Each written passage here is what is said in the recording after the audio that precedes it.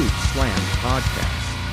Hello, everybody, and welcome back to the Scoop Slam Podcast. I am your co-host, Micah, and we are back once again. The NBA world is in turmoil. LeBron James, the best basketball player of all time, and Tony Khan says that we've got a real wrestling war on our hands. We're here to discuss it all and a jam-packed Raw. As always, I'm joined by my co-host. He is the biggest LeBron fan of all time. It is Ryan.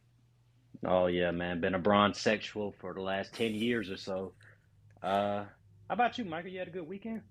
It was pretty good, man. I finally wrapped up all my college stuff, so that's good to go. We're back full-time now with the Scoop Slam Podcast.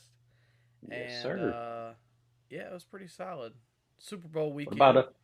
Yeah, I was just about to ask. You win your fantasy league? But I didn't have to do the punishment. I didn't finish first. I didn't finish last. You middle of the road? Yeah. You know how that goes. Man, I got screwed because Mark Andrews... Well, no, it wasn't Mark Andrews' fault. Lamar Jackson got hurt, and I had Dalton Schultz, but was I not going to play Mark Andrews even though Lamar Jackson was out? So, yeah, I don't know. I just had a bad time. And then the dude I played, his whole team played their best game of the season. He scored like 200, so.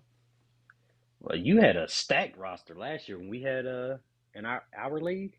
Man, I bet you do want to bring this back up. Well, I mean, who came out on top in that league. I mean,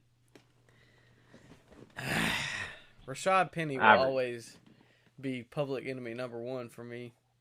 Look, I told you the week before we playing our championship game that I'm in the lab, I'm working on something. I got something cooking up for you. And then out of nowhere, boom, I signed Rashad Penny out the waiver wire.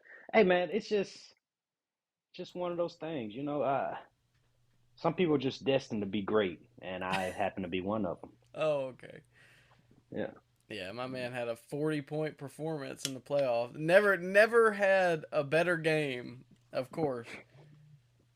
Well, if you didn't have bad luck, you wouldn't have any at all, Micah. Did I get that right? Did I say that right? I think so. There's a quote I want to say, but we got a PG audience, so I won't say it. Oh, man.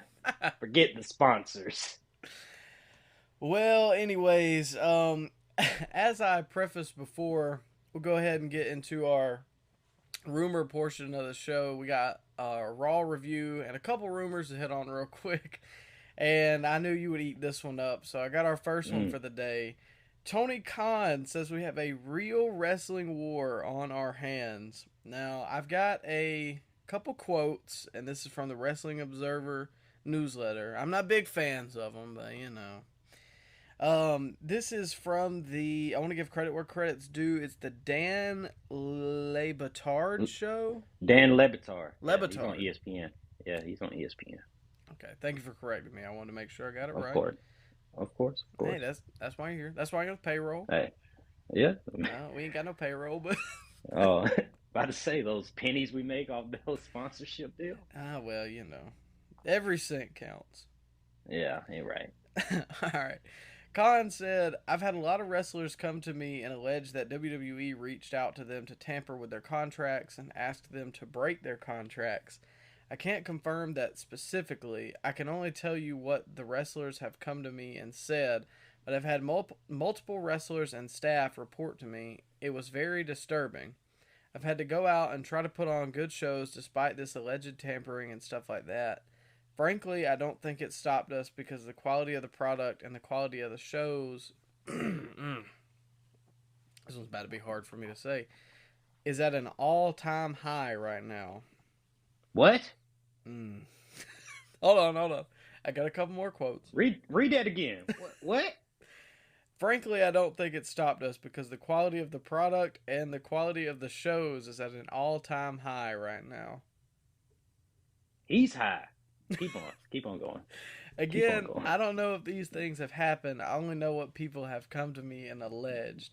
But I do know that it's a real war between AEW and WWE, and the fans are interested in it, and that was a part of the original business model of AEW.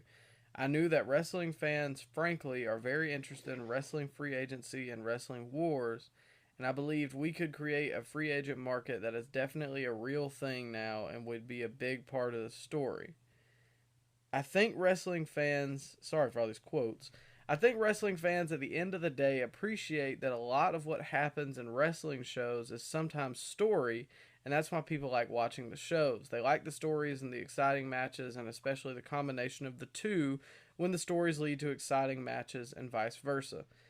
Now, what's interesting is the story that is the most real, the most intense, and the most hatred in all of pro wrestling is that between the two wrestling promotions.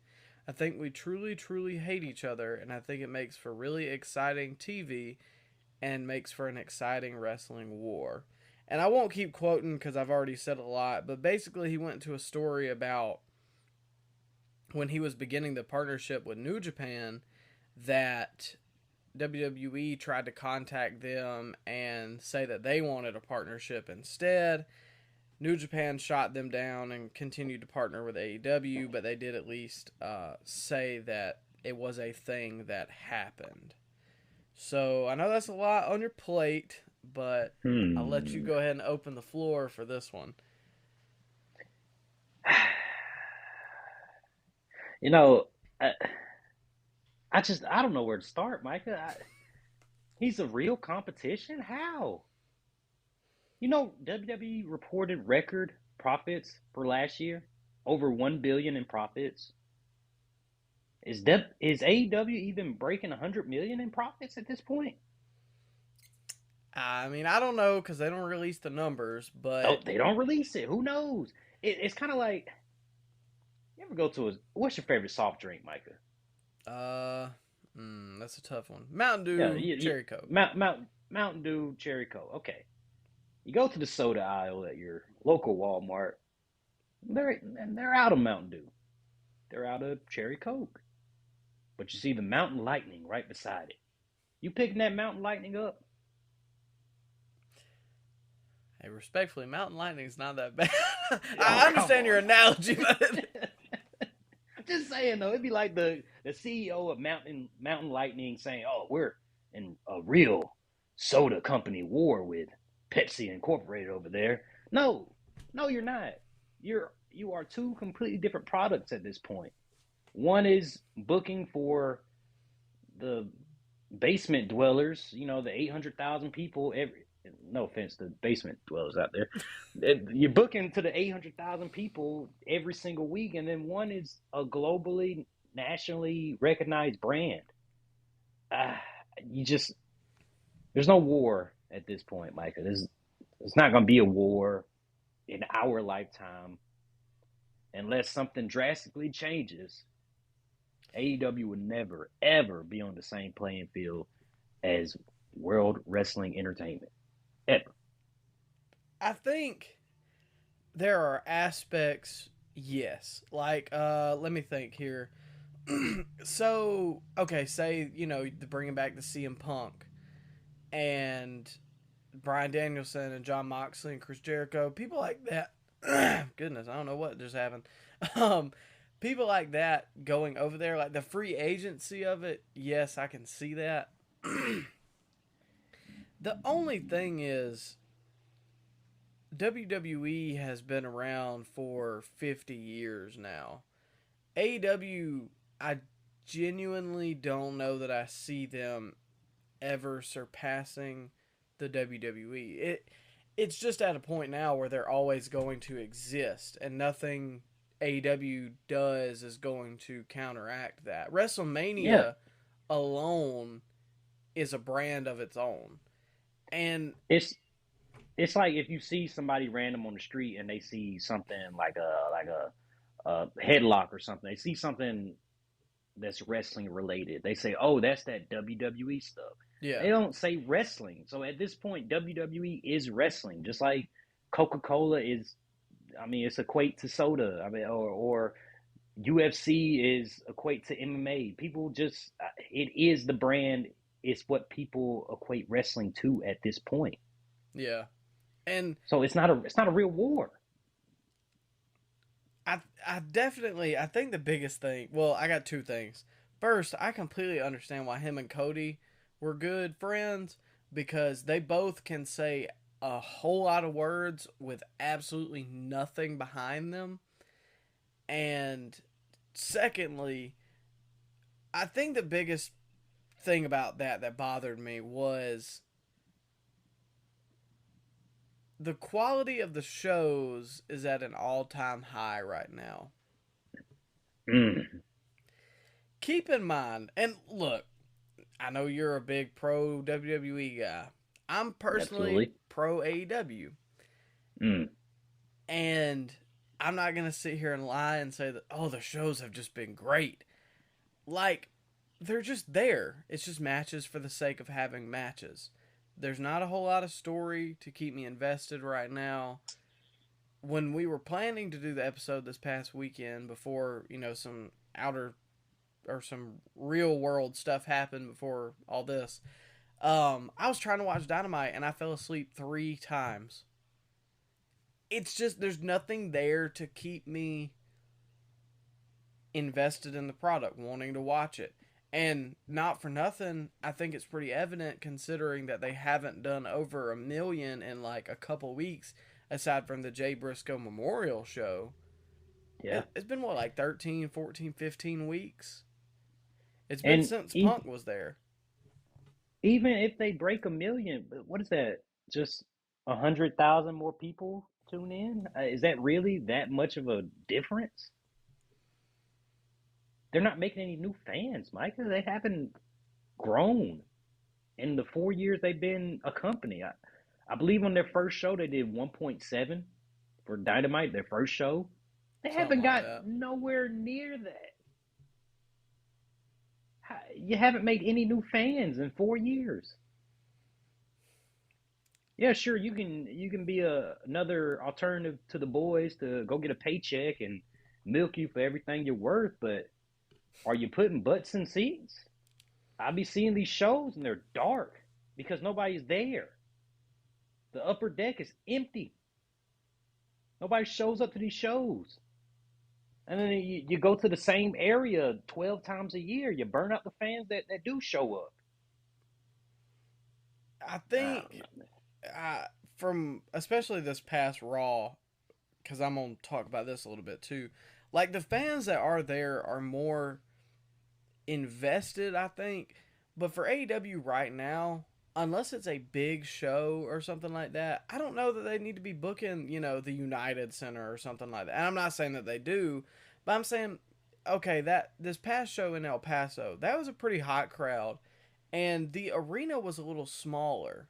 I don't know if you noticed, but Oh, uh, yeah. but to me that didn't bother me. I kind of liked it almost because it made it. Oh, it was just different. I don't know how to explain it. I guess it's the same way like when WWE would run those old ECW one night stand shows in the, what's the name of it? My God, I'm blanking. The Hammerstein? Yes, I don't know why I couldn't think of that. It was a little smaller crowd. Obviously, I know it was nostalgic for ECW, but the smaller venues don't really bother me as long as the crowd is invested. But I would rather them do that than run, the United Center and have like half of it blacked out. I don't know how to explain that, I guess. It just, to me, I think the smaller venues benefit them more right now because there's But, not a lot going on in that product. sure, sure. But the perception of having a smaller arena, I mean, of course we know, we follow all the dirt sheets and stuff, so we know why they would run a smaller arena.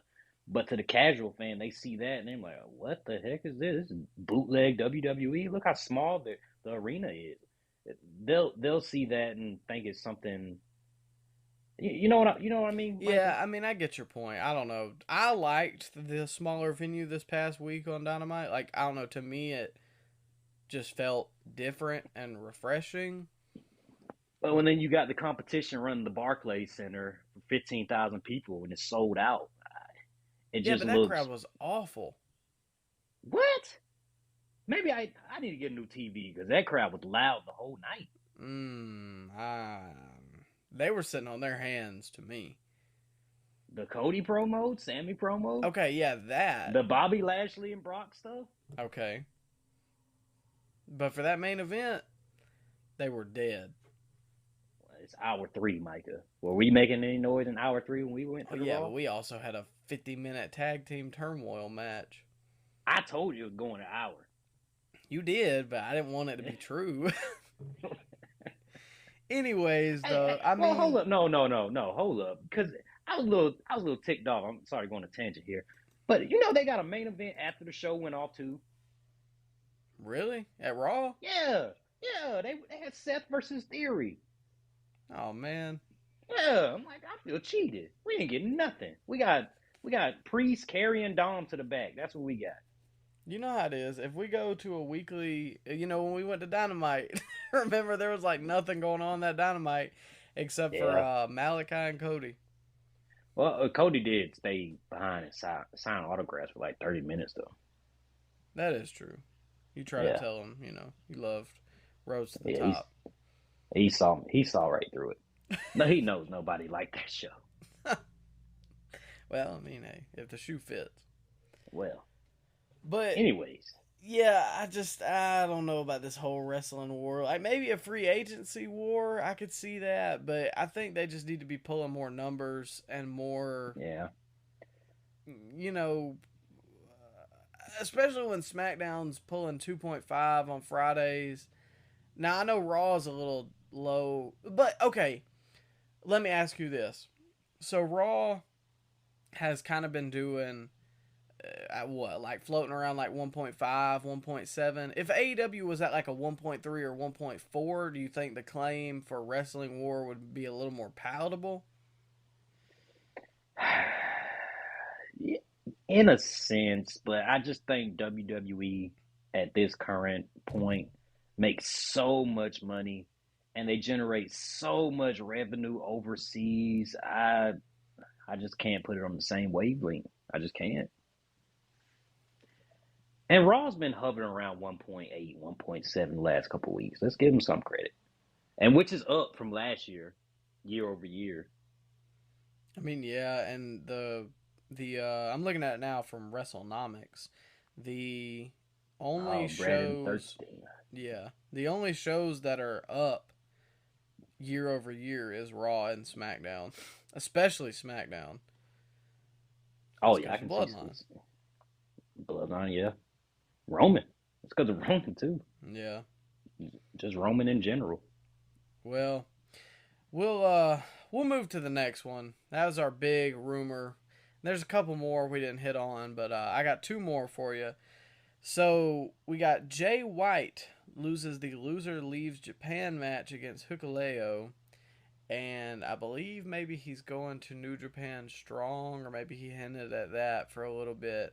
But apparently rumors have been swirling that he may be going to WWE, he may be going to AEW. What do you think, and what do you personally want to see? My gut is telling me WWE, but I gotta be honest with you, Micah. I haven't seen much of Jay White at all. I seen him when he popped up on AEW television last year. Was that last year? Yeah.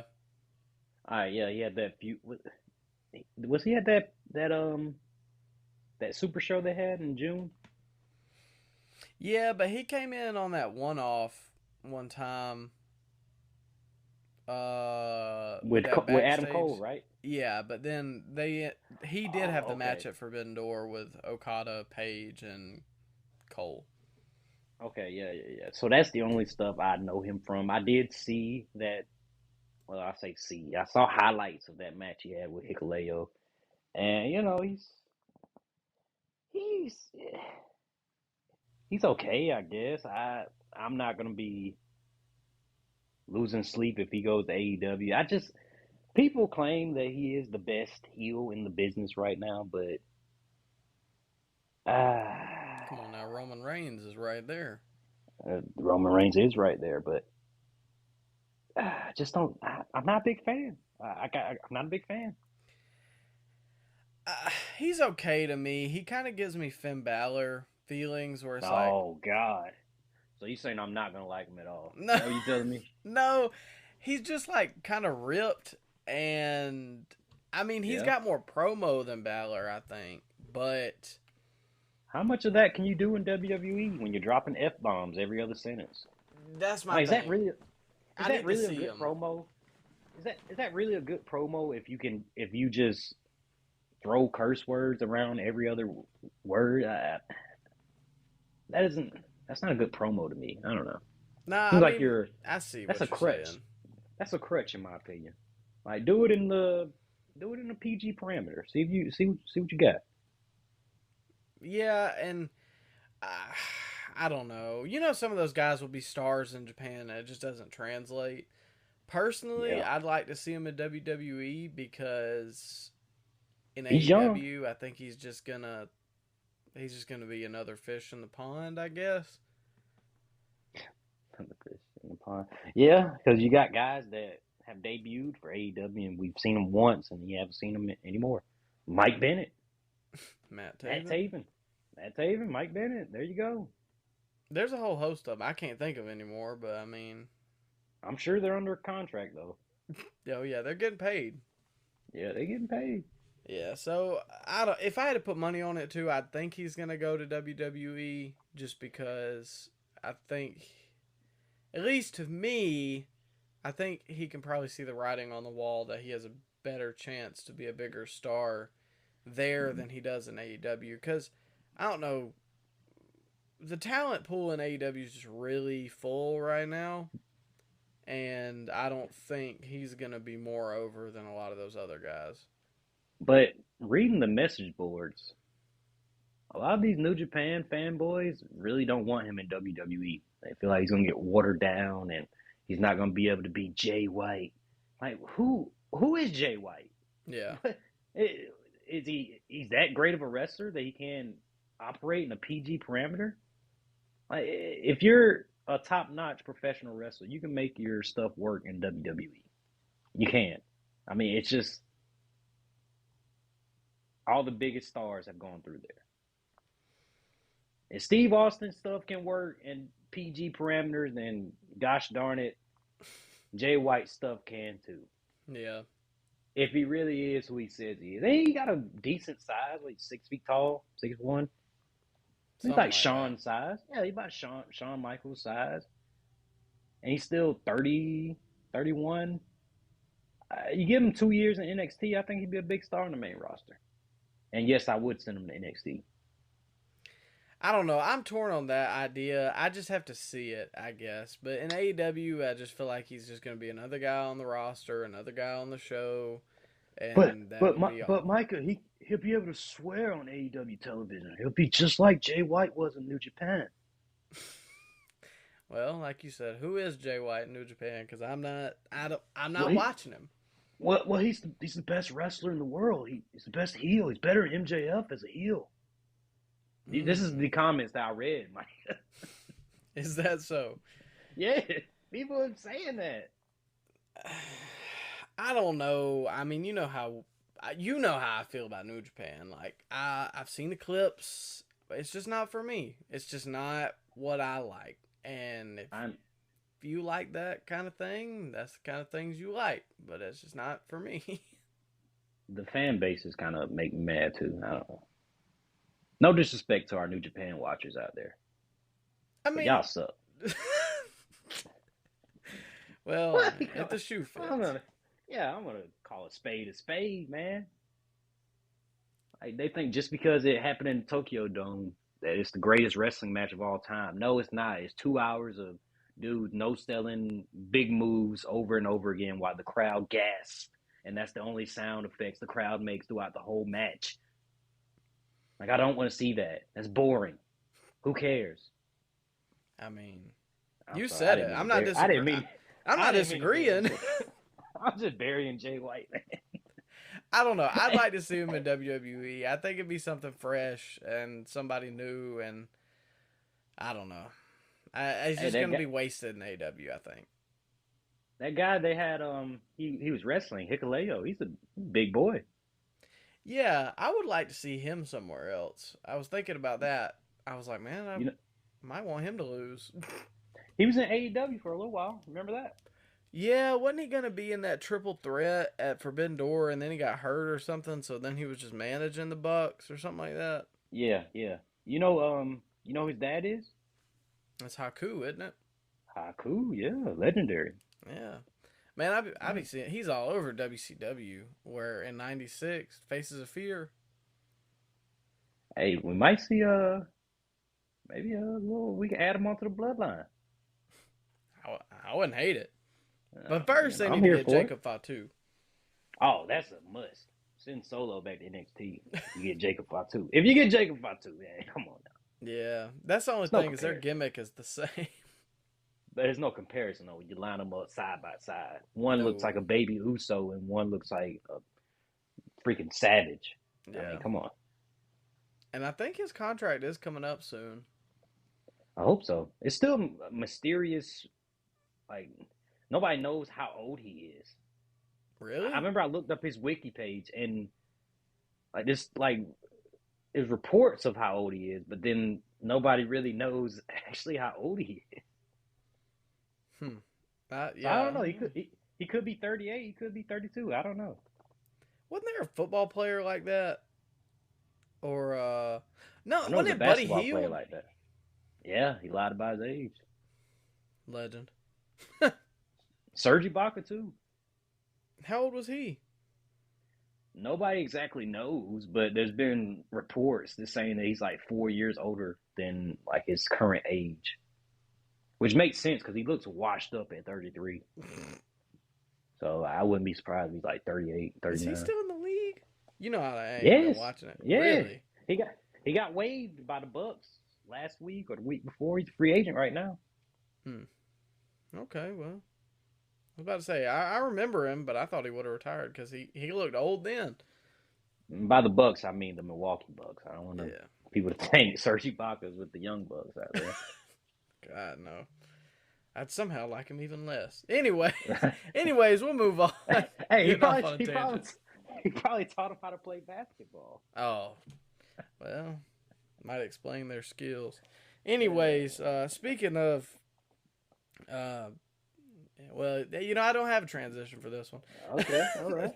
So, the last rumor, not really a rumor, just more of I wanted your thoughts about it. At Oh NWA, God. Nuff said Tyrus defeats Matt Cardona and Bully Ray challenges for the NWA World Championship. Jesus. Oh man, why would they not put the belt on Cardona? I don't understand that. I don't understand the booking process. Who are they booking for? That's a good question. Who wants to see Tyrus? Those 70-year-old men watching Fox News when he's on there? Or is he booking for those guys? I guess. Well, those would be Is he the really? last NWA fans from like the '80s. Oh, well. Yeah, I guess, yeah, that is a kind of a tie-in. What are we doing here? The NWA had they went through a little bit of a renaissance around 2016, 2017. They had some good talent there, Micah. I don't know if you were watching or you heard anything, but they had LA Knight, they had Ricky Starks, Tim Storm was a champion. He was pretty good. Uh, Magnus, what's his name now? Magnus, Aldis, what's his name? Nick Aldis. Yeah, they had Nick Aldis. Man, they had a pretty decent roster of guys that cut some promos. In ring wasn't exactly great, but you still had great promos from people. But now I saw that card. Of course I didn't watch it because I like myself and I don't want to torture myself for 4 hours watching has-beens. You see that card they had? I seen a little It was bit a of it. it was a 13 match card, Micah. Good lord, Jesus Christ! Tony Khan was What? booking. And you had guys like Alex Riley on the card. I was like, he still wrestles? I think it Well, was his apparently first so. match back. Apparently, Alex Riley still does wrestle. Could have fooled me. And then you had Trevor Murdoch. I mean, I haven't seen anything Trevor Murdoch has done in the last 15 years, so I apologize if he is great now, but I don't want to see Trevor Murdoch in 2023. I'm sorry, just don't want to see it. And then, who they got over there?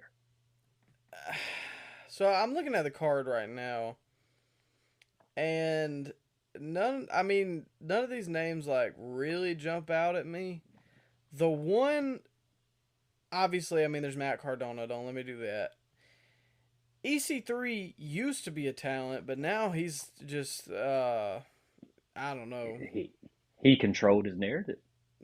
He's fallen off the wagon. I see Homicide, but again. Exactly. It's wow, these guys still wrestle? It was that kind of reaction when I read the card. Yeah. Now, Camille, she, I think, could be somewhere else. And she got a look, but she kind of falls in that Jade category, man. Of, she is who she is. When that bell rings, that look can only get you so far. Okay, see, I've never seen her, but I know she's been champion for a long time. But I remember her being on AEW, and she was big. She was like 5'10". Yeah. I remember she made old Layla Hirsch look like, Well, Layla Hirsch is pint-sized in herself.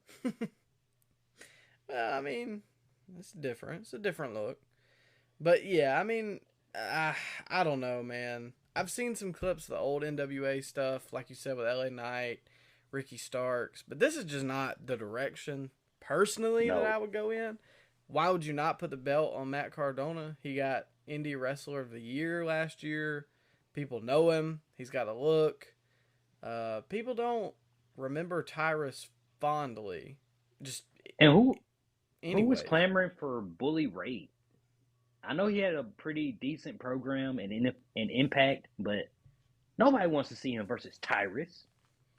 He had a little bit of a career resurgence, I remember, when I was watching Impact, and I liked the Aces and Eights, but at this point, and I like Bully Ray, don't get me wrong, I just don't want to see him in this match. Now, if it was Cardona versus Bully Ray, I might be a little more open to that. But, so what? Bully's going to job for Tyrus? Oh, well, he kind of has to, doesn't he? They put everything behind Tyrus. And Tyrus is old. Yeah. Tyrus is like 47 years old. I can't understand not putting it on Cardona. He gets gassed walking to the ring. Oh, you ain't got to do him like that now. I saw his promo from the other day. I guess that was the night of, or maybe the night after of the pay-per-view, and he's not good at promos either. What, am I missing something? No, I don't think you are. I don't know what old Willie Pumpkin is doing over there in NWA, but just kill it. It's over. I don't want to see this promotion. Yeah, you might as well when you put the title on Tyrus. Yeah, you've killed all the credibility of the NWA, like it had any. Like I say that like it had any. But did you see Tyrus in that Super Bowl commercial? I seen a picture of it on Twitter, but I didn't catch it before that. Wasn't it a Fox News commercial? Yep, and he had the NWA title with him. I guess he was just booking just to have the title on the Super Bowl commercial. I don't know. Again, maybe that was the agreement. There's no way that why you would want to book that in 2023. I don't know. Think about this, because this is what I think about when I look at it. Okay, sure, I understand he's on Fox News. Yeah. Say I'm a lapsed wrestling fan, and I come back to watching WWE. I'm like, oh man, whatever happened to Zack Ryder? And I look it up. And I look up Zack Ryder. Go to Wikipedia. I'm like, oh, he's wrestling in NWA now. And then, hypothetically, he's the NWA World Champion. You're like, oh, okay. What's this NWA thing? Say I've never heard of it before. And I look at it. And then I go to the matches and everything. And I'm like, oh, okay. I might try to catch one of these, see Zack Ryder. I really liked him a couple of years ago. I always felt like he didn't get the opportunity he deserved. Maybe he's getting it in NWA. That might be, a positive experience for somebody to see the NWA. Who is looking up what happened to Brodus Clay? Nobody. Not me. Not me. No. Can't think of one person on this planet that would ever look that up. So, come on now. Let's be real. I don't know if he's got, naked pictures of Billy Corgan or what. It's got to be. But he started kidnap his dog, man. There's no other reason why he should be champ at this point. He stole the trademark to the Smashing Pumpkins. Anyways, come on now. Put this title on Cardona. Quit playing. Put this title in the garbage. That's where it belongs. Put it in the garbage. Sell it to Triple H. I'm for it. I'm open. Well, only if they would use it as the world title there. But anyways, we've been harping enough. We've honestly talked about it probably a little longer than I expected, some of these topics. But we'll move on to the Monday Night Special. Monday Night Raw. We open up. Becky Lynch is in the ring. We're at the Barclays Center. 15,000. And she was talking a little bit about, she finally moved Bayley past her. Lita helped. Bayley comes out. Bayley's like, no, you didn't move past me. As a matter of fact, I think we both want the same thing. We want a shot at not the Universal Championship. We want a shot at the Raw Women's Championship. So we both want a shot at the Elimination Chamber, and we should be in it. That's why we've drug Adam Pearce out here. Then Bianca's music hits. Bianca comes down and is like, you know what? Y'all want a shot at the belt? You want a shot to get at the Elimination Chamber? You got to beat me to get it. So then Adam Pearce makes it official. And I'm just paraphrasing here, ladies and gentlemen. That's about what happened. Yeah. You're doing okay. Adam Pearce was like, all right, we're going to make a match. Bianca versus Becky versus Bayley. If Bianca wins, neither of you get in the chamber. If Becky wins, she gets in the chamber. If Bayley wins, she gets in the chamber. And yeah, that was about the extent of it. And so let me run down this real quick because this is a new format for us. If you guys didn't catch the last episode, we're instead of doing the old format where we're just, doing everything play by play, we're just going to gloss over the segments, give our scoops and our slams. Our scoops are our ups, our positive, moments. Our slams are our downs, our bad moments. So I'll let you open up the floor here for our scoops and our slams. You got any scoops for this segment? I didn't have one scoop for this segment. This segment, it was there. The crowd was hot for it. Bianca got a good reaction, but I told you, man, Becky and Bayley, there's a lot of B's in people's names. When I was trying to do that earlier, I was like, Well, Bayley and Becky are not my favorite at this current point in time. So I really didn't pay much attention to what they were saying. However, I do have some slams for this segment. I don't know if you want to get the scoops out of the way or the slams, but. Well, I only had one. I think it's a good thing. Bianca, to me, is more over than the both of them, considering she's the champion, and they've done a lot to build her up. Yeah. And so I thought that was a positive note, but I do feel you. Becky and Bayley are just not really interesting to me right now. And the only other thing I want to say is I was kind of excited to see this main event because, in all honesty, a match of this caliber could be one of the headlining women's matches at WrestleMania. You could see that on the WrestleMania card, and that's like palatable, I guess. So I was excited to see the main event. Now, we'll get to how it turned out, but anyways, you go ahead with the slams. What you got? I mean, there's no denying that these ladies have their fans, so I'm not just gonna discredit them like that. They are over, just not with me. But mine is what happened to Lita? Slam for not mentioning Lita at all. What does she fit into all of this? Remember she showed up last week, or did I turn on the wrong Raw or something? You're back in 2005. She was there, right? Yeah, she was there. They did mention her a little bit. Like Becky said that she was glad that they were able to let bygones be bygones and that she helped her. And then Bailey came out and was like, the only reason you beat me is because Lita. So she got mentioned, but I do see what you're saying. It's kind of a random throw in for no reason. Definitely a slam. Well, I got one. Well, I got two, but we'll go back and forth a little bit. Yeah, we'll alternate. The piped in noise was really bad here. I don't know how intently you were paying attention, but I don't know. There was just some stuff. It would be like dead quiet, and you would randomly hear like just chants or this, that, and the other, and it was so bad. Like you could tell they were just piping it in. It just kind of felt like everybody was sitting on their hands for this, and I'm not necessarily saying that I blame them, but I guess like I don't know. It's kind of sad to me that it's like that because Becky and Bailey and Bianca should be top talents in the company, but I think people are sick of Becky versus Bailey. Well, yeah, I know I am.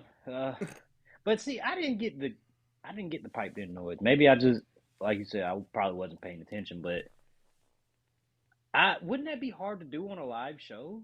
To pipe in crowd noise.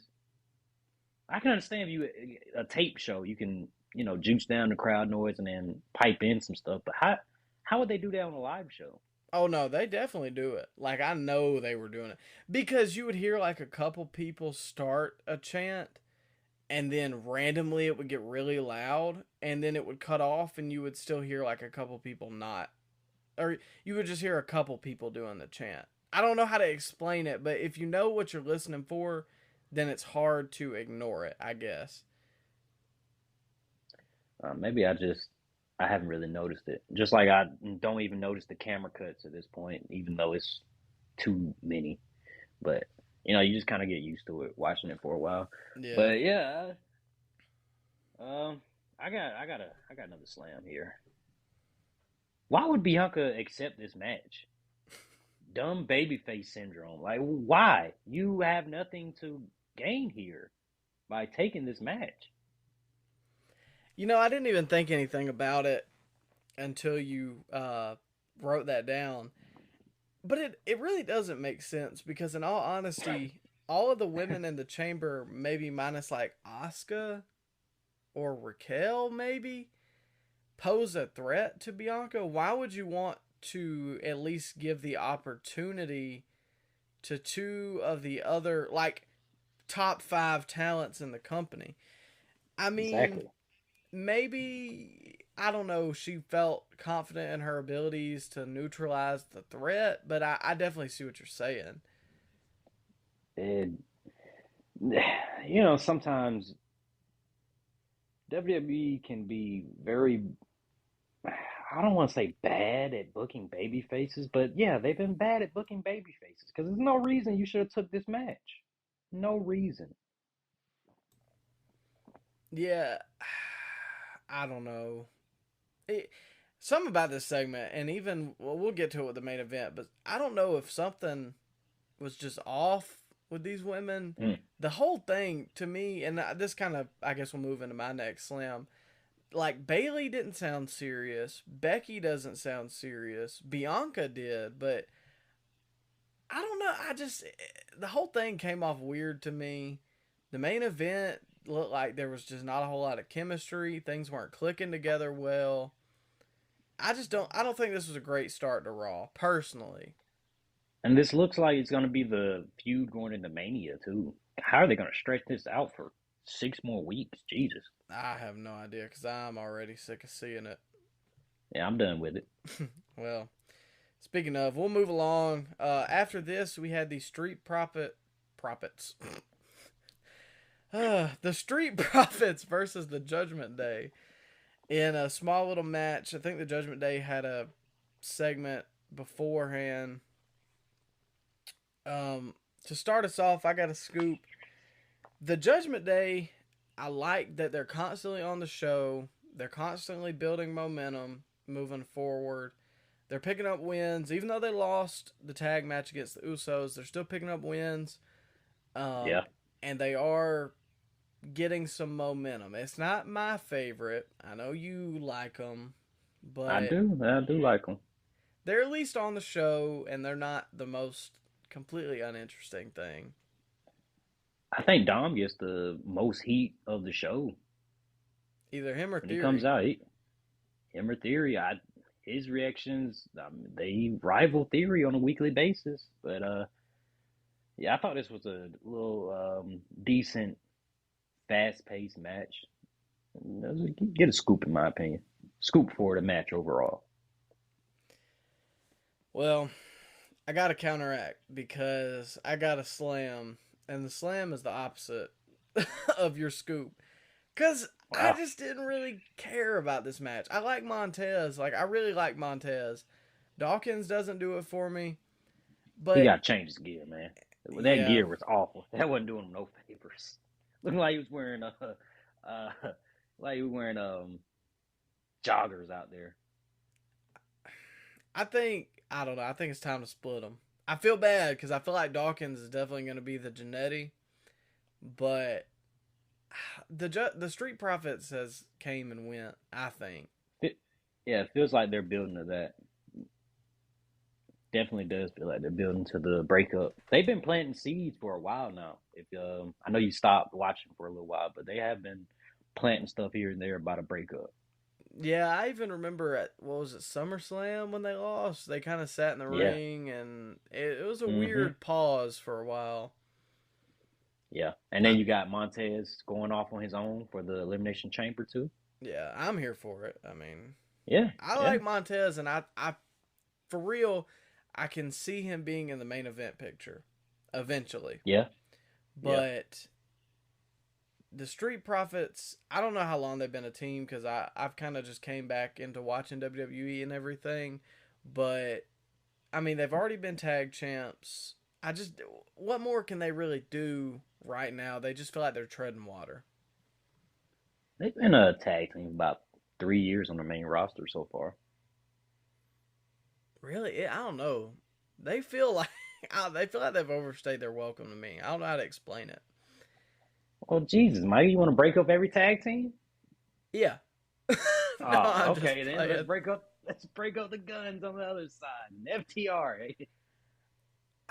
I don't know. I guess I feel like personally, no disrespect to Dawkins, I just feel like he's kind of weighing forward down. Oh, no disrespect, but get out of here. Well, I mean, if the shoe fits. Well. Anyways, we'll move on. There wasn't a whole lot to come out of this, but now this next segment, and this is, I think when you texted me about Raw the following day, it was really like the matches were just kind of there, but the segments are what drove it home. Mm-hmm. We had Brock Lesnar and Bobby Lashley's contract signing. Oof. It was a good segment. Brock started us out. Got a huge pop, came out there, talked to the crowd, talked about how he wanted this match with Bobby, challenged Bobby to come out, said he didn't have the balls to come out here and face Brock. Bobby's music hits. Bobby comes out real dapper, suited up, and looking clean. He's looking clean in that suit. Yeah, he looks good. He looks like a good heel. I think MVP needs to come back with him, but the look is down. And I think they're working towards the Hurt Business again. But Bobby comes out with some security guards, and they're carrying a table, and he sits the table down at the top of the ramp, and he challenges Brock to come meet him. He's like, why would I come up there to you? And I think that's the story here is, why does Bobby need this match? Brock does because he wants to get his win back. Why does Bobby need it? So, I'll let you go ahead for your first scoop of this segment. Man, Brock, he killed that security team. Do you remember seeing that? Yeah, I would have been hot. I thought I literally gasped. and yelled in my apartment when I don't know how to describe. He grabbed the security guard by the lapels of his shirt and he just bulldozed him into a barricade, and it looked like he broke his back. I would have been like, Jesus Christ, you couldn't have paid me enough to take that. They would have had to double my payoff for the night. Oh man, Jesus, Brock, you got to buy me dinner, man, because he flattened him, and then he just beat up all the rest of the security guards. Wardlow, I hope you're taking notes. And then he just runs over there and gets back body dropped by Bobby Lashley on the stage. Like Brock taking a back body drop on the stage, crazy. It didn't feel right. I don't know how to explain it. I was like, dang, No. I just wasn't expecting that. Yeah, like he was about to pick him up for a spine buster, but no, back body drop right there on the stage, man. You know that had to hurt. Yeah, and he kind of took it more on his side and hip and everything. I don't know. I guess I just don't expect Brock to be taking bumps like that. I expect him to be handing out the bumps like that. Yeah. But I mean, it was a good moment. It made Bobby look strong, and the physicality was a scoop. yeah, it looked legit. I don't know how to explain it. It looked like these guys really were pissed at each other, and they were coming for each other. You know, this, but I'll get to it. Because we got a slam talking about that. My scoop was how Bobby is progressing in the heel role. I thought he honestly outshined Brock on the mic here. And Really? I thought so. Brock to me was kind of repeating himself a couple times. Like it seemed he had ran out of lines and he couldn't think of anything else. I know Bobby tripped up one time, but both of these guys are pretty notorious for not being great on the mic, but just being dominant in ring presences. But I thought I think he's progressing a little bit. He could still use MVP, but it wasn't just egregiously bad. I thought Brock sounded more natural on the mic, honestly. You thought so? I did. I don't know. I just felt the other way around. He We repeated need something. I can't remember what he was saying. I need to get a new TV, man. We just saw completely different shows, it seems like. I think we did. A lot of this we disagreed on, but Yeah. this next thing we kind of agreed on, and I'll let you go ahead with your slam, and then we'll talk about it because we kind of had the same thing here. Yeah, I'm still not 100% sure of why these guys are feuding. Nothing's really been. I know. I know Bobby beat Brock at Royal Rumble last year off questionable means, but he did beat him. And then they had a rematch in Saudi Arabia.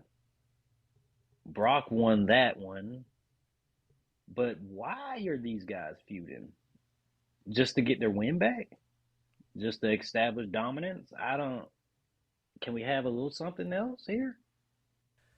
Yeah, I don't know. It's weird to me because Bobby was talking about being one up, and I understand that, but his reason, even because my slam was kind of the same as yours, his reason for signing the contract didn't make any sense to me because he's already one up, like he said, and I mean it's not like Bobby went out there. Well, he's not.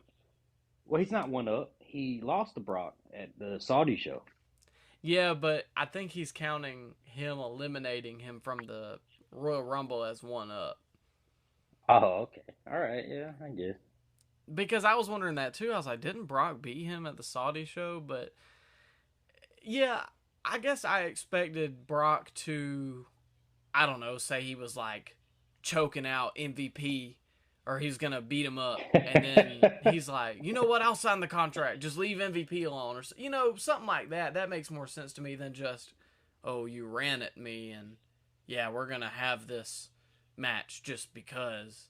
I don't know. It's kind of like they just randomly beat up Theory every week just because. Well, he'd do that to himself. He'll pop up out of nowhere and just start beating somebody up. Yeah. Then gets flattened. Then gets flattened. Oh, we'll get there later. Well, you know what? All this Bobby and Brock stuff, it'll be worth it if we can get the reuniting of the Hurt Business. Yeah. I would like to see at Elimination Chamber, I would like to see if the Hurt Business comes out there and interferes, so then Bobby wins. Bobby has a full heel turn, and then at WrestleMania, maybe Brock and Bobby in a cage fight match or something like that. Fight pit. Fight pit, yeah, something like that. That way, no interruptions, no outside interference, just Bobby and Brock, and then let Brock go over or something like that. Well, we're going to have special guest referee Ken Shamrock if we're going to have a fight pit match. Hey, I wouldn't hate it. Put him in the Hall of Fame, too. Here for it. Yeah, that's what I'm saying. He's still in good shape. He could probably go in the ring a little bit. God, yeah, I seen a picture of him the other day, and he was still more ripped than I'll ever be in my life. He had a little Impact run a couple years ago. Yeah, I do remember hearing about that, because didn't The Rock induct him in the Impact Hall of Fame? He did. That's crazy, right? Yeah. Wild year. Yeah, that was 2021 when it was like the most wild year of wrestling ever, wasn't it? Or was that 2020? 2020 was weird. 2021 was wild because we got CM Punk coming back. Yeah. Well, anyways, fantasy booking, that's how I'd like it to go, but I definitely understand. We both kind of had the same slam. Like, why is this happening? What's fueling this? Something big has to happen for this to continue on past Elimination Chamber, though. Yeah, that's what I'm saying. I think the Hurt Business should get involved, and they should screw Brock, maybe beat him up after the match. So, does he join them? Omos. I wouldn't hate it. Omos? Omos? How you pronounce his name? I think it's Omos. Is it? I think it is. Maybe. Omos. I don't know. Y'all know who we're talking about. Yeah, big black guy. I mean, there's not another one. Well, I guess in your terms of maybe tall black guy. Yeah, tall black guy. There we go. But I wouldn't hate him being in the Hurt Business personally. I mean, I think it gives him something to do. Other than that, what else is he gonna do? Just be big on the roster, like old Braun over there. Well, we talk trash a lot about Braun, and he deserves most of it, but he's at least more over than Omos. Yeah. Whatever his name is. I don't know. Like I said, maybe say Brock's fixing to F5 Bobby, and then I don't know. Shelton comes and low blows Brock while the ref is down or something, and then Bobby beats him.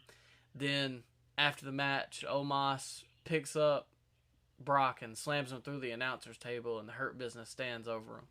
And then at SummerSlam, you could have later on, if Roman is going to lose the title, Hurt Business, Bloodline. If the Bloodline continues, I wouldn't hate it. I'm listening. Well, who am I? You got your Booker's hat on now. Yeah, I got the pencil like Sanjay Dutt. Okay, you're booking the territory, are we? Doors might open. Well, I'm sure you were playing WWE 2K22 when you booked this storyline, huh? Yeah. Maybe 20, maybe 23. Maybe we got an exclusive. We were invited to the convention. Yeah, we got to play. Well, anyways, I don't know. We'll see how it plays out. I'm excited for the future, but we'll see. Whatever happens. Yeah. Hopefully, that's how they do it, though. I'm still interested. Yeah, I just think they could turn it up a little bit after Elimination Chamber, which is this weekend. Which I had no idea about until I was watching Raw. I was like, there's no way this pay-per-view is this close, but I was wrong. It feels like the Rumble just happened, though.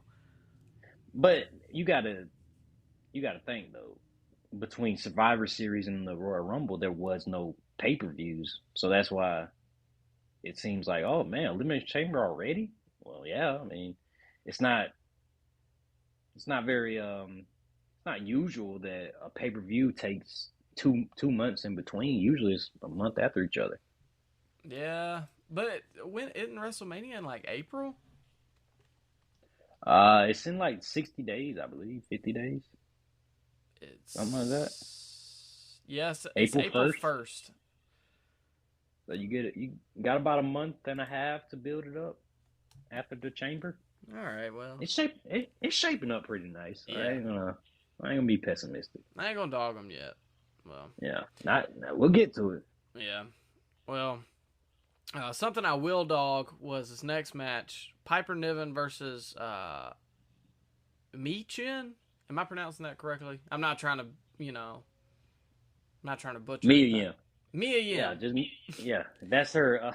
That's her name. Like Seth freaking Rollins is Michin Mia Yim. Okay. Well, Yeah, yeah, I didn't watch this. I like Piper Niven, but Mia Yim, I'm alright. she's okay. She's okay in the ring, I guess. I don't watch her matches, but people like her. It was a 3-hour show, and well, Yeah, yeah. Anyways, following this, we had the segment of the night, in my opinion, possibly segment of the week. We'll get there though. Cody Rhodes and Sami, back and forth promo. I'll open us up my first slam, or my first scoop. We didn't have any slams for this one. I like that they started in the back with Baron Corbin, and then they were just like, oh, hold on, something's happening in the ring, and then they cut, and Sami just completely interrupted the Corbin promo and was in the ring, and he just started talking, but it made it feel real. I think that's something that Made it feel raw. yeah. Oh well, a little corny, but I'll take it. That's something I think misses with some of the segments, especially like the Friday segment. Where Sami and Jay were in the back by the 18-wheelers or whatever, and they were talking. Yeah. I give it a pass because a lot of the other stuff is bad and the Bloodline stuff is really good, so I've tried not to nitpick too much. But I wish they had like a camera that was like sneaking.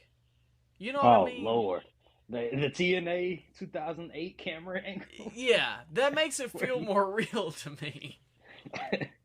I've accepted the fact that the wrestlers do not watch the shows, so that's how they get a pass in my book. Yeah. I see your point. It's just one of those, I guess, tropes, kind of, the invisible wall, you don't chase anybody to the back, all that kind of stuff. But, yeah, anyways, my first scoop, I enjoyed that it cut through the Corbin promo, because, one, Baron Corbin's trash. Two, it just added a sense of realism to it. But I'll pass the torch to you.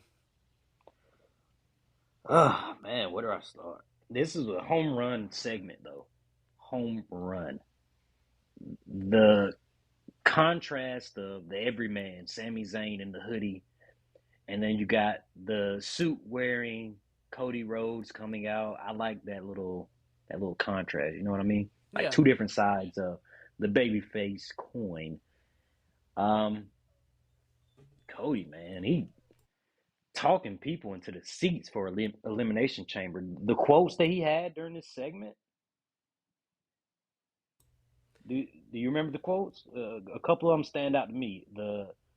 I'm gonna finish my story at WrestleMania, but you have to finish your story at Elimination Chamber.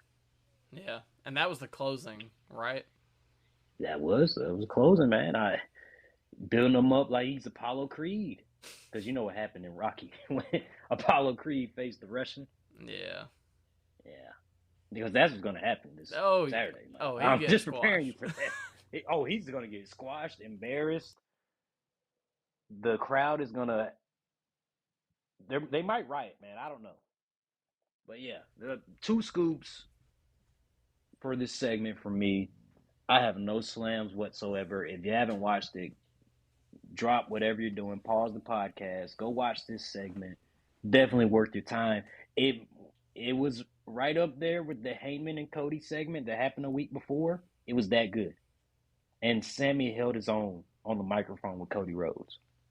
Yeah, I agree. It was the best thing all night. Just like, surprisingly, I'm not a big Cody guy, but his stuff has been really solid since he came back.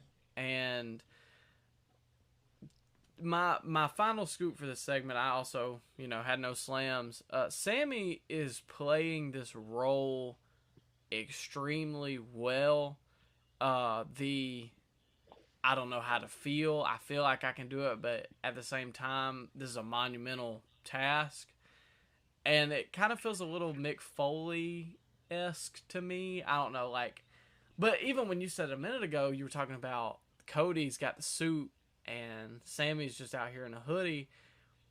Not only is that representative of just the two different kind of people that they are, but it's kind of representative of Cody and Dusty when you think about it. Because Dusty was that common man type for the people, and Cody's this more polished, political Ric Flair type. Yeah. And it's hard to pull off these babyface, I won't even say verses, but just babyface with another babyface promos. But this one worked out really well to me.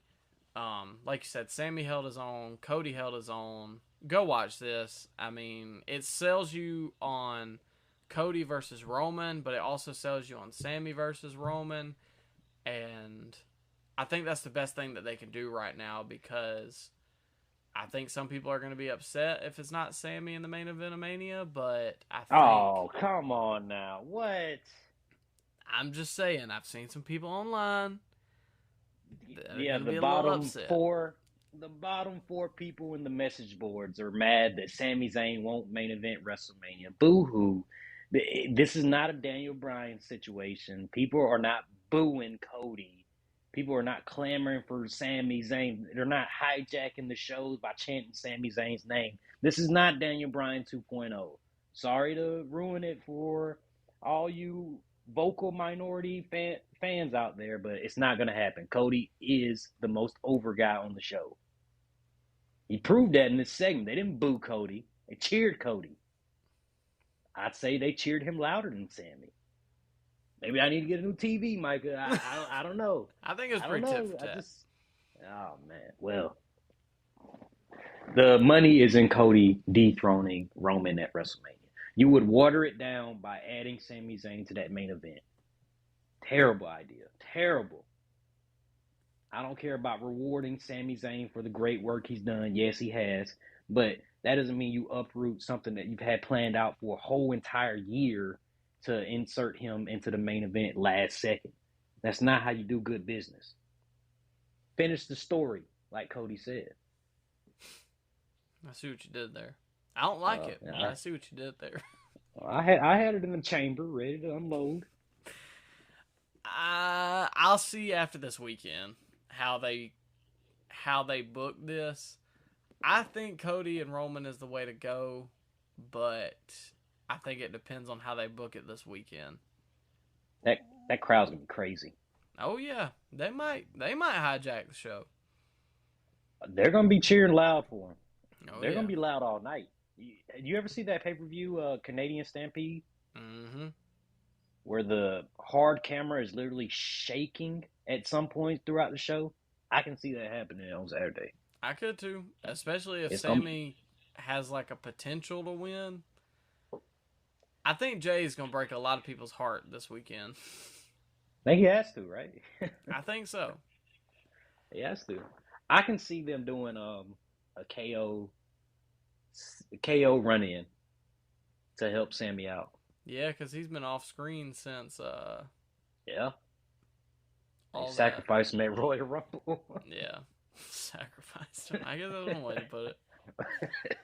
Well, anyways, a home run segment, like you said. I'll steal your verbiage from these two guys. The top two baby faces in the whole promotion right now. And I think it's going to be a very interesting next couple weeks to see on the road to WrestleMania. It's been really good so far. Well, what wasn't good was this next promo backstage with Asuka and is it not Nikki Ash anymore? Is it Nikki Cross? Yeah, she's been Nick Cross for a while. Ah, well, I quit watching for a little bit, but Yeah, yeah, I don't know. That's just it was cringe. Don't watch it. Skip this yeah, because we yeah. are. Didn't see it. After this, they came back from commercial break, and Corbin was in the back, and he was going on about his promo, and the one thing you don't do is mention Cody's daddy, and Corbin did that, and then they just started brawling from the backstage interview area all the way to the ring, and then they get to the ring, and Cody jobbed him. So I'll let you start, because I didn't have any scoops for this. I thought it was pretty hilarious how they set it up, man.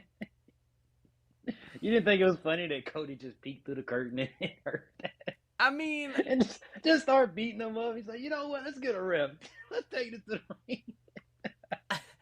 I guess it was just a little preposterous. I don't know.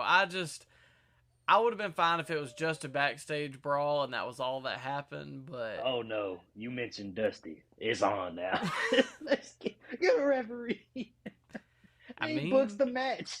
How does Cody have the power to book matches? Well, what are they gonna tell him? No, he's the biggest star they got aside from Roman. What? It probably was. That's probably in his contract to swipe up an EVP and to go to another EVP position in WWE. We know you got experience booking, brother. But that's my scoop is for this segment, other than it being hilarious how they set it up, was that it was short, simple, sweet. You didn't need a 15-minute back and forth match. Sometimes that's all you need is a short little squash match. Yeah, I wasn't like super into it, but I see your point. I mean, it does Cody good. I had a slam for that fact. I'm not big on Corbin, don't get me wrong. Like, I think he sucks. But, Jeez. Let me be a little nicer. Tell us how you really feel. Let me be a little nicer. He's just not, how'd JBL phrase it? You can't polish a turd. Yeah, you're channel changing TV. And, I mean, he's not wrong. Well. But, I mean, I don't know. Just piss in Corbin's mouth while he's down there, I guess. Are you going to lose sleep for them doing that to Corbin? No, but... Everybody can't be a WrestleMania main eventer. I mean, Corbin, he's cannon fodder at this point in time. So, I just don't see it. It didn't make a difference to me. They could have used Tozawa, and I would have had the same feeling. Like, who cares? I'm sorry to be blunt. Hopefully one day Corbin doesn't see this and bury us on Twitter or something. I don't know. He's just not my favorite. Well, I mean, not anybody's favorite. You said it, not me, but I'm not disagreeing. He needs to be a bum again. Yeah. Well, I mean, sometimes real life bleeds into the gimmick. Oh, well. What else we had? Yeah, and you had a slam for this, but you kind of already hit on it that Cody can just magically be the booker. Following this was the 6-woman tag team match, the 3 SmackDown women versus the 3 Raw women. I mean, there wasn't a whole lot to note from here. I watched it, but it was just kind of there. Asuka was okay, but I just don't care about most of the women in this. So who got the win? Asuka picked up the win. Oh, okay. Yeah. You think she wins the chamber? I think so, yeah. I think it's either her or Raquel. Raquel, really? You think she's ready for that spot? I mean, I think so. And I think it would make a good, what's the word? I guess they're kind of similar. Bianca's real strong, Raquel's real strong. The only issue is they're both baby faces, and that's why I think Asuka will win. Is Asuka heel? I think so. I don't think Asuka's heel. I think they haven't fully turned her, but I think she's playing off the wild card gimmick, or however you want to You All know. the crazy clown gimmicks she had in Japan that Yeah. nobody saw. Yeah. Oh well. When you put it like that. Yeah, I don't know. It was on the show. Yeah. Following this, there was a Maximum Male Models segment with the Alpha Oh, Academy. I'm here. Yeah. I hope that they're splitting Alpha Academy up. A lot of people hate the Maximum Male Models, and I get it. But there's a spectrum in wrestling where things go from really good and you keep going around the circle and you get to really bad. And then if you keep going around that circle, you eventually get to so bad that it's good. And that's where Yes. I'm at with the Maximum Male Models. It is so funny to me. I don't skip their segments. No. I've been all in ever since that Pure Life water ad they had at SummerSlam. I've been all in on Maximum Male Models. They were just And this, sprinkling the water. that video just still, I still think about that video from time to time. How could you show that to somebody who? How could you just show that to anybody? They don't even have to be a wrestling fan. I think it's gonna be interesting. I don't know if you break up the Alpha Academy. Jesus, Mike, how many teams you want to break up on this show? No, You want you want any tag teams? I Who's want FTR gonna feud with, man? I want to see Gable by himself because I think he's better than this goofy Alpha Academy gimmick. I don't think we're gonna have to split up Otis and old Rick Boogs. They seem like they got the same gimmick, man. I don't know, meathead, goofy guys. I don't know. Having two of those guys on the same show. Yeah, but I mean Boogs is at least cut. Otis is he about to be the star of the Maximum Male Models. Well, Otis, I think he still has the record for the highest bench press at the Performance Center. He ain't no just random fat guy. Well, no, I know that. He's like kind of like Mark Henry, I guess. Yeah, there's muscle underneath all that fat. Well, I don't know. I guess I'm excited to see the direction that they go. Maximum Male Models is primetime TV in this household. Oh yeah, I don't skip not one second. Following this, there was Bronson Reed versus Ali. Not a whole lot to hit on, but I'll let you go ahead. We had a couple things to remark. Uh, I only have one scoop. They're booking them really well. Bronson Reed, that is Bronson Reed. That is, you get what I'm saying. But they're booking him well to start out. He's got a big match coming up, Elimination Chamber. I'm interested how they're gonna beat him. Yeah, I don't think Uh, he's winning. no, he can't win. Certainly, right? Well, I Well, guess he could. yeah, but it'd be two heels. I don't think they do that. Yeah. Um, yeah, they're booking him well. He's okay in the ring. So far, what I've seen of him, he's good. He destroyed Ali. Jesus Christ, did you see that spot where he like tossed Ali onto the chair? Yeah. He killed him. One Like of those I make you winced. cringe. I winced. Oh, Jesus Christ. Yeah. But yeah, it was fine. His finisher's pretty cool. The tsunami. Yeah, and the people got up for it. Now, I only had one. I hope that they get him some, I guess, names to beat. Like, I think it's starting to get time for him to beat, I don't even know who to throw in there now. I'm about to say, I mean, he's been picking up wins on lower card guys. I think that's how you build up a main event monster. You don't have him beat John Cena night one. I mean, Well, that's what they do did you for remember? KO. Well, you remember what? Okay, but you remember what happened when Goldberg debuted in '96? They had him beat Hugh Morris. He didn't even get an entrance. That was like that for weeks at a Yeah. time. Like they didn't. Yeah, so building up with lower card guys is probably the best decision. You don't want to book him too strong too soon and he not be ready and the crowd not accept it. I mean, yeah, I see your point. I won't dog him too much. I'm excited to see the future for Bronson Reed. He's at least formidable. Yeah. The only slam I had was the crowd just really didn't care about this. Like I said earlier, to me, the crowd wasn't very invested the whole night. Now, they did get up for the tsunami, but other than that, it just was kind of here. Yeah. Well, after this, I hit fast forward, but you continued to watch. I told you, whatever you do, you have to go back and watch this segment. This was my favorite segment of the show. God. We had Miz TV, and we had the Miz, and he introduced his guest for the night, and that was Seth Franklin Rollins, as put by that live event company. Yeah, Seth came out. I don't know if y'all have seen him. Well, I hope you watch Raw, because then you'll know what I'm talking about. If not, there's these ugly mischief moon boots. Come on. They look like Astro Boy. It's fashion, Micah. It's not fashion. I seen Shy wearing them the other day, and I was like, nah.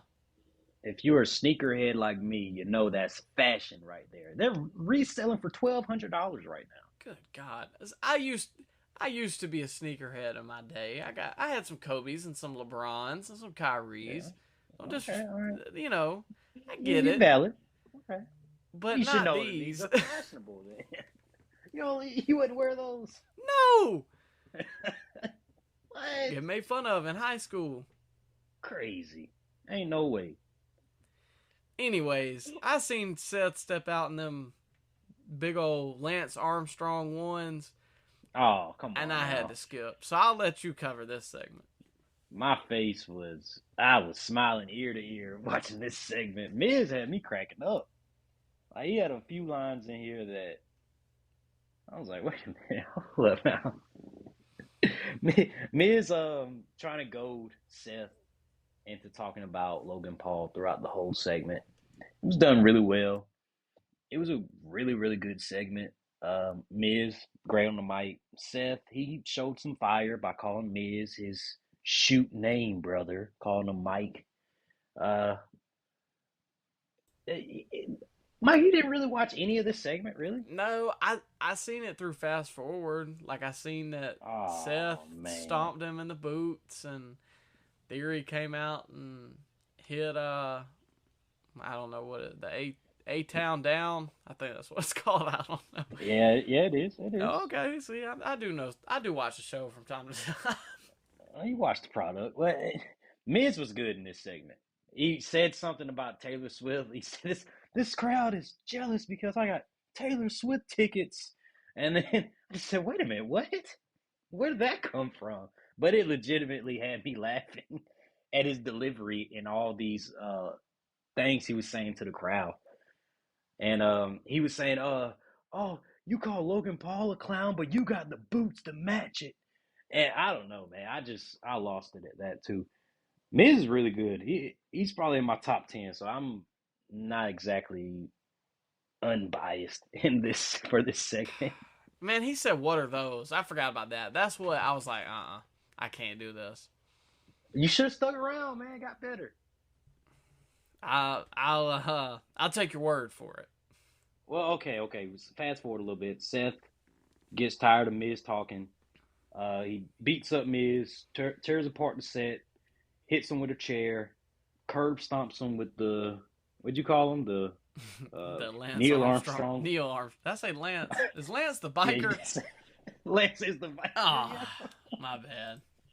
Anyways. Okay. All right. You call them the Super Mario ones. Yeah. All right. Yeah, he curb stomps him with those on.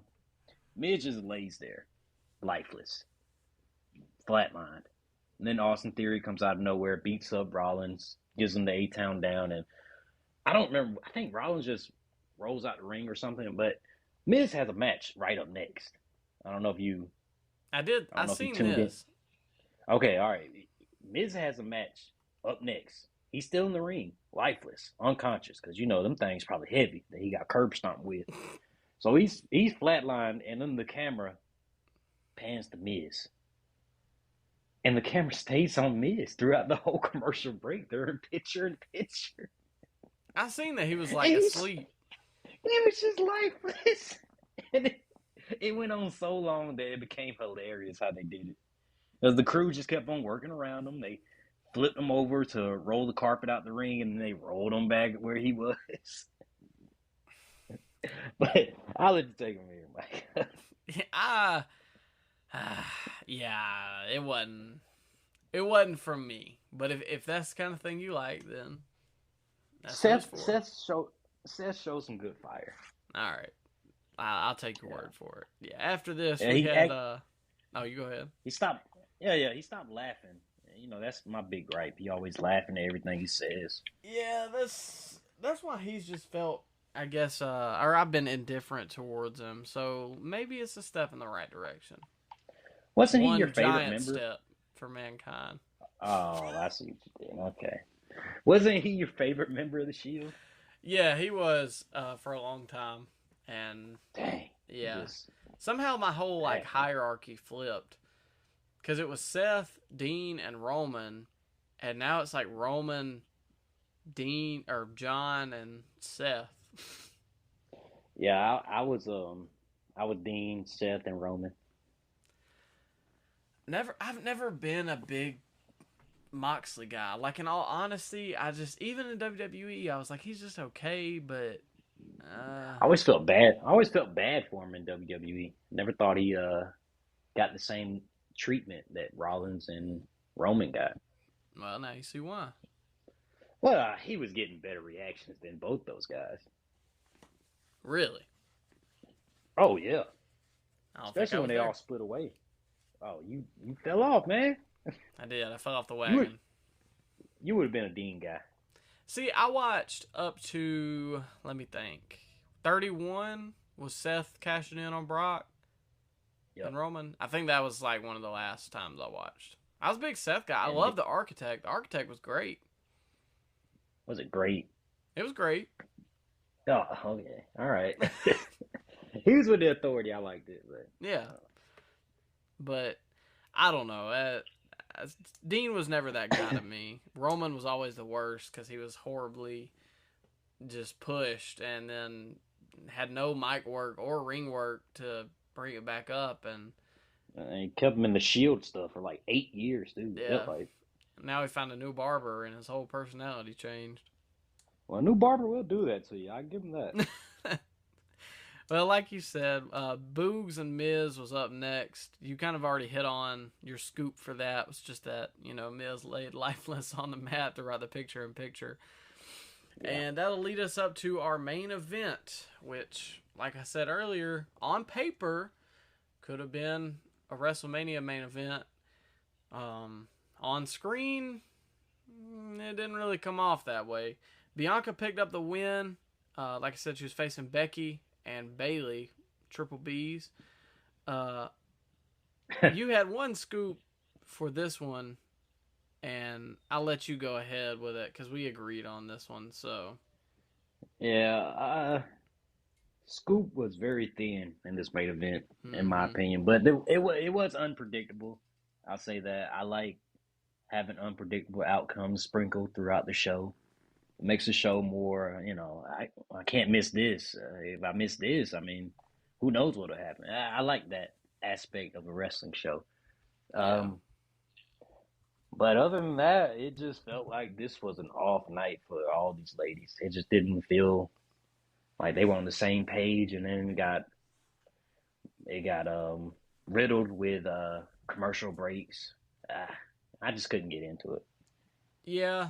I agree. The finish was good, and that was my scoop as well.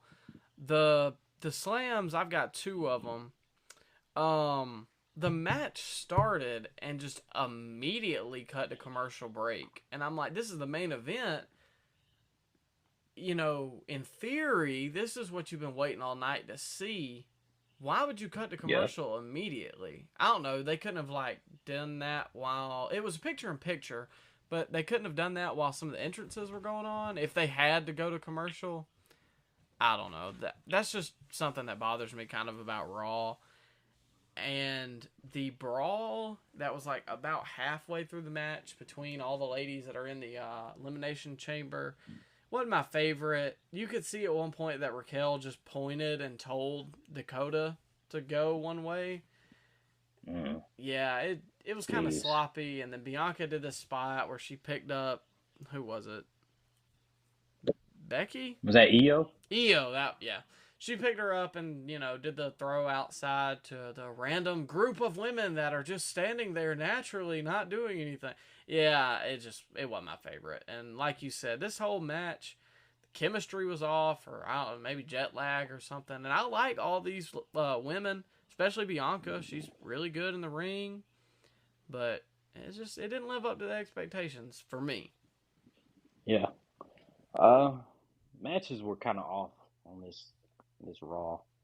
I like the Judgment Day Street Profits stuff. That was probably my match of the night, honestly, because either I skipped it or it was either a nothing squash match like Bronson Reed versus Mustafa Ali or Cody and Corbin.